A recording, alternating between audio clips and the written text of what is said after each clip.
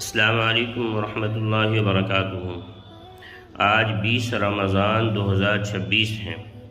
آج ہی سے اعتکاف کی جائے گی، اور اعتکاف کرنا یہ پیارے آقا صلی اللہ علیہ وسلم کی سنت ہے۔ یعنی جو شخص اعتکاف کی نیت سے مسجد میں بیٹھے وہ نبی کی ایک سنت کو زندہ کر رہے ہیں۔ اعتکاف فرض کفایہ میں سے ہے کہ اگر محلے کے چند لوگوں نے بھی کر لیا تو سب کی طرف سے ادا ہو جاتا ہے، اور اگر کسی نے نہیں کیا تو سارے محلے والے گناہگار ہوں گے۔ دوسری بات کہ اعتکاف جو ہے پیارے آقا صلی اللہ علیہ وسلم بھی کیا کرتے تھے۔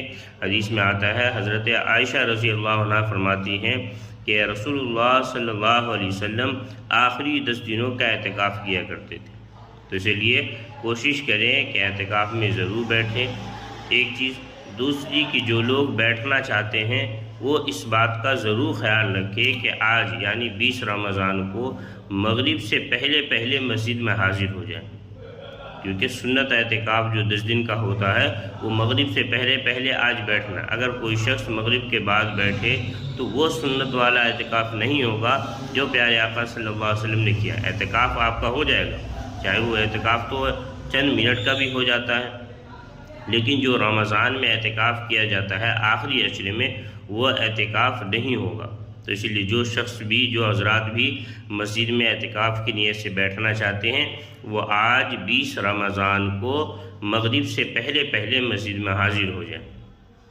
دوسری چیز کہ اعتکاف میں جو ہے ہمیں کرنا کیا چاہیے، تو اعتکاف میں سب سے پہلی چیز ہے کہ اپنے آپ کو اللہ کی عبادت میں لگا دیں۔ دوسرا کہ اعتکاف میں جو ہے موبائل سے دور رہیں۔ اگر ہم مسجد میں بیٹھ کر اعتکاف میں بیٹھنے کے باوجود اگر اپنا وقت موبائل میں لگائیں تو اس سے بہتر ہے کہ ہم مسجد کے باہر ہوں۔ تو اسی لیے اعتکاف میں بیٹھنے والے حضرات سے گزارش ہے کہ وہ موبائل کو دور رکھے، بقدر ضرورت استعمال کر لے۔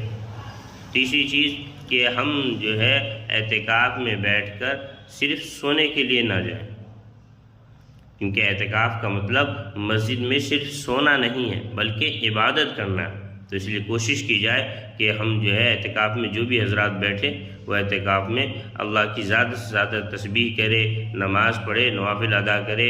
اللہ تعالی جو ہے ہم سب کو اعتکاف کی توفیق نصیب فرمائے۔ السلام علیکم ورحمۃ اللہ وبرکاتہ۔